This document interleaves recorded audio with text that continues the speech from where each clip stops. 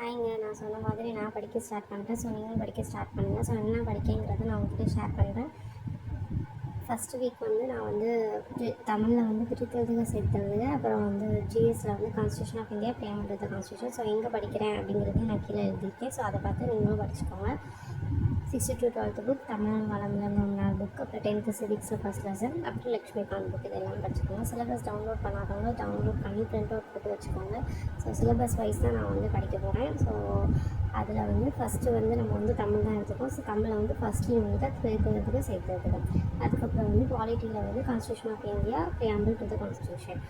இந்த தமிழ் புக்கில் வந்து நான் இளங்கோவனார் புக் சொன்னேன். ஸோ அது வந்து எப்படி போகணும் அப்படிங்கிறத அதில் வந்து நான் சொல்லியிருக்கேன்.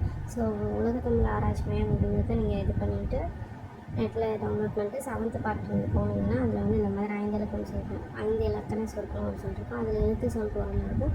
ஸோ அதில் நம்மளோட டாப்பிக்கில் இருக்கிறது வந்து எழுத்து. ஸோ ஃபஸ்ட் வந்து அந்த எழுத்து ஃபுல்லாத்தையும் கம்ப்ளீட் பண்ணுங்கள். ஸோ அப்படி தான் நான் படிக்க போகிறேன். ஸோ உங்களுக்கு யூஸ்ஃபுல்லாக இருந்துச்சுன்னா நீங்களும் வந்து நீங்கள் வந்து ஃபாலோ பண்ணுங்கள். ஸோ நம்பிக்கையோடு நம்ம வந்து படிக்க ஆரம்பிப்போம். ஸோ கண்டிப்பாக டிஎன்பிஎஸ்சி 2026 நம்மளுக்காக ஒரு போஸ்டிங் இருக்குது.